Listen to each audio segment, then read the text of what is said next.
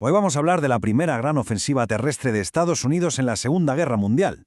Y no fue una operación cualquiera, no. Fue una apuesta de altísimo riesgo en una isla de la que casi nadie había oído hablar, pero que acabaría cambiando, para siempre, el curso de la guerra en el Pacífico. Hablamos, claro, de Guadalcanal. A ver, para entender de verdad por qué esto fue tan crucial, tenemos que viajar al verano de 1942. La situación, para que nos hagamos una idea, era desesperada. Después de Pearl Harbor, el avance japonés por el Pacífico parecía imparable. Los aliados necesitaban una victoria, pero ya. Les daba igual casi dónde, pero necesitaban frenar esa marea como fuera. Así que, ¿qué hacen? Lanzan esta operación en una isla remota, perdida, cubierta de jungla, una isla de la que, como digo, casi nadie sabía ni que existía. El riesgo era sencillamente brutal. Y bueno, ¿cómo empieza todo esto? Pues como suele pasar en la guerra, con una chispa, un descubrimiento que lo cambió todo. Y vaya si era peligroso. Pues mira, un avión de reconocimiento aliado, seguramente un B-17 como el que vemos, está sobrevolando la zona y descubre algo que hace saltar todas las alarmas. Los japoneses están construyendo un aeródromo en Guadalcanal. Ojo, que esto no era una tontería, no era un puesto avanzado sin más. Era una amenaza directa, estratégica, a las líneas de suministro que mantenían viva la conexión entre Estados Unidos y Australia. Si cortaban eso, se acababa el partido en el Pacífico Sur. Había que hacer algo, y había que hacerlo ya. Y de esa urgencia nace la operación Watchtower. Pero que nadie se imagina un plan meditado durante meses. ¿Qué va? Esto fue una reacción casi improvisada. Un plan montado a toda prisa con un objetivo clarísimo: tomar Guadalcanal y la islita de al lado, Tulagi, para neutralizar esa amenaza. La misión era simple y la urgencia total. Tenían que acabar con ese aeródromo antes de que los japoneses pudieran usarlo. O sea, no hablamos de una ofensiva planificada, sino de apagar un fuego. Y un fuego muy peligroso. Y por si fuera poco, el lugar. El escenario de la batalla no podía ser peor. Ya lo dijo el novelista Jack London, y fijaos qué frase. Si yo fuera rey, el peor castigo que podría infligir a mis enemigos sería desterrarlos a las Salomón. Es que nos podemos hacer una idea, ¿verdad? Un entorno sencillamente implacable. Un calor sofocante, humedad, enfermedades por todas partes, un infierno verde que iba a ser un enemigo tan peligroso o más que los propios japoneses. Bien, pues con este panorama, ¿a quién envían a semejante misión? Vamos a ver quién fue la punta de lanza de esta primera gran ofensiva. Pues nada menos que la primera división de marines, con el general Alexander Van de Grift al mando. Y la historia de estos tíos es de película. Ellos estaban en Nueva Zelanda, pensando que tenían por delante 6 meses de entrenamiento tranquilito antes de entrar en combate. Pero no, de la noche a la mañana les dicen: se acabó el entrenamiento, nos vamos al frente. Esto provocó lo que se conoce como una recarga de combate, que suena muy técnico, pero en realidad es un caos absoluto. Imaginaos la escena en los muelles de Wellington: descargar todo de los barcos a toda prisa y volverlo a cargar, pero esta vez en orden de combate, para que lo que necesitas primero no esté al fondo del todo. Una auténtica pesadilla logística.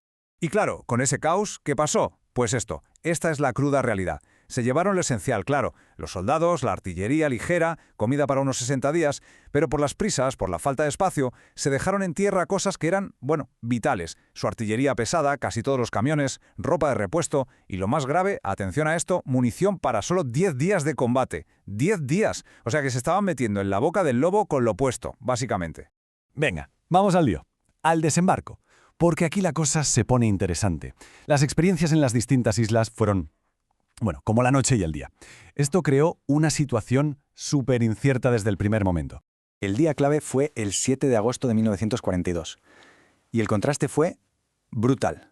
Por un lado, en la isla principal, en Guadalcanal, después del bombardeo de los barcos, los marines ponen pie en tierra a eso de las 9 de la mañana y nada, cero oposición. Un silencio que tenía que poner los pelos de punta. Pero mientras tanto, a pocos kilómetros, en las islitas de Tulagi y Gabutu, la historia era completamente diferente. Allí, las unidades de élite, los raiders, los paracaidistas, se toparon con un infierno, un fuego terrible, una lucha sangrienta a cara de perro que se alargó durante todo el día.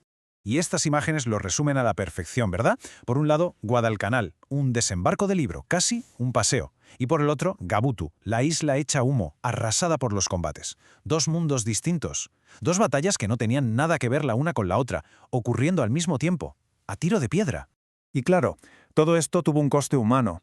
Mientras el desembarco gordo, el de Guadalcanal, fue casi gratis en vidas, asegurar esas pequeñas islas, Tulagi, Gabutu, Tanambogo, eso costó la vida a 144 marines. 144 muertos en solo 2 días y casi 200 heridos. Fue una lucha feroz, durísima, que muchas veces se olvida cuando se habla de esta campaña. Pero justo cuando parecía que lo peor ya había pasado, que el asalto inicial había sido un éxito, pues no. La suerte dio un giro de 180 grados, y lo que pasó después fue simplemente un desastre. Un desastre en el mar. Fue durante la noche del 8 de agosto. Una fuerza de cruceros japoneses, que eran unos auténticos maestros en el combate nocturno, se coló entre las patrullas aliadas sin que casi nadie se diera cuenta. ¿Y el resultado? Bueno, el resultado fue una de las peores, si no la peor, derrota naval de toda la historia de Estados Unidos.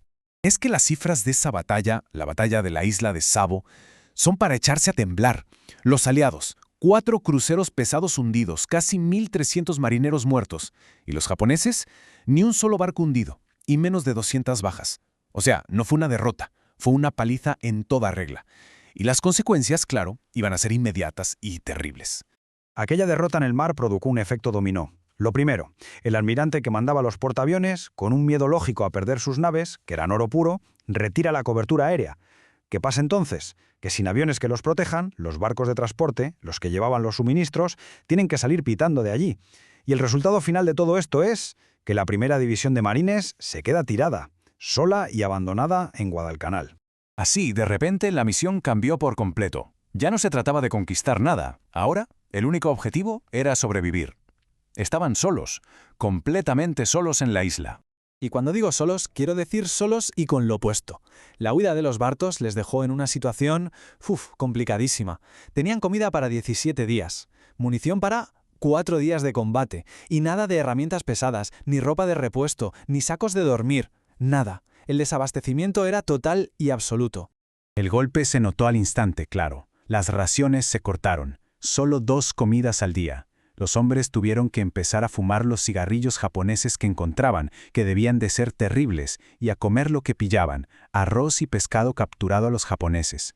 A partir de ese momento las reglas del juego eran 2: austeridad total e ingenio para sobrevivir. Y aquí tenemos un ejemplo perfecto de ese ingenio del que hablaba. No tenían alambre de espino, no tenían casi herramientas. Pues nada, a construir barreras con estacas de madera afiladas. Utilizaban las palas de los japoneses para llenar los sacos de arroz de los japoneses con arena para hacer sus propias defensas. Pura supervivencia. Había que buscarse la vida con lo que fuera.